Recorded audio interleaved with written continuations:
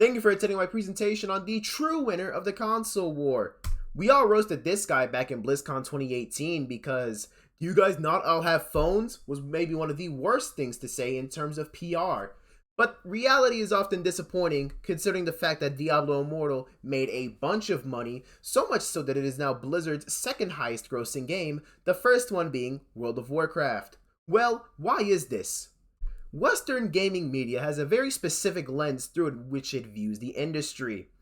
Every story, article, or YouTube video seems to revolve around AAA or indie releases, PlayStation versus Xbox console wars, Call of Duty, FIFA, Nintendo exclusives, Hades, Hollow Knight. Meanwhile, mobile games are largely dismissed as casual distractions. They're seen as lesser because they don't have complex narratives, big budgets, or are simply cash grabs. This framing completely ignores the reality of global gaming. Yes, it does.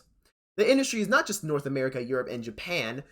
The West, the global North, wants a story about big launches, splashy marketing, award-winning titles, and indie darlings. But for billions of players elsewhere, mobile is the default, the mainstream, and in many cases, the only way which they access games. So what's really happening? Mobile gaming isn't just big, it dominates. In 2024, mobile gaming generated roughly $92.6 billion, nearly half of all global gaming revenue. Consoles combined with PC only barely surpass it. And it's not just revenue. Nearly 79% of gamers worldwide play on mobile devices. These are fully engaged players, participating in competitive events, global games, and social ecosystems built around mobile titles. More recently, Mobile Legends Bang Bang has recently set the record for the second most watched in terms of peak viewers esports tournament ever. This is the reality that Western media ignores. The narrative of Xbox versus PlayStation versus Nintendo and AAA versus indie gives the illusion of a global market, but it represents only a fraction of where actual gaming happens. Mobile is mainstream, and the scale it reaches simply dwarfs anything a console or PC can achieve. Well, why is mobile so dominant?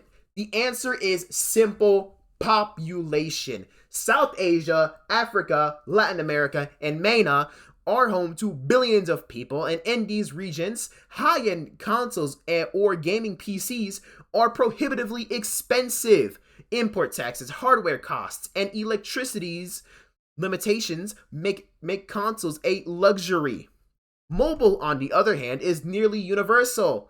Smartphones are affordable and widely accessible.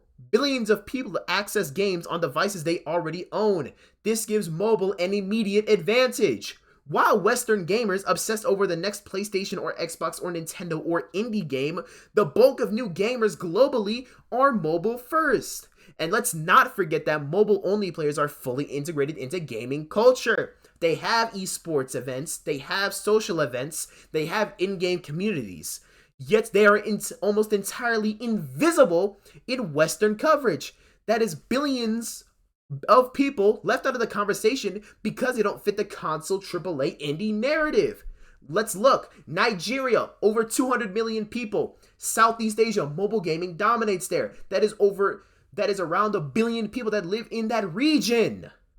It's insane. Another reason, of course, that mobile has is portability. Phones combine gaming, communication, and entertainment into one device. You can play anywhere, on a bus, in a cafe, or on your lunch break without needing a living room setup, TV, or high-end PC. This matters especially in regions, like I said previously, with unstable electricity or shared living spaces. You don't need a dedicated gaming room. Mobile integrates seamlessly into daily life. In contrast, consoles and AAA titles, and some indie titles, are bound by location, hardware, and setup. The flexibility of mobile allows it to reach far more people far faster. Mobile games also win in sociability. They support dozens of local languages, even niche ones like Balinese, Bengali, or Swahili, something that most consoles, PCs, and Western titles rarely consider. By the way, these aren't niche languages, these supports millions upon millions of people. Mobile makes sharing games easy. You can invite friends, play in cafes, or participate in group challenges. The platform encourages social integration and viral growth.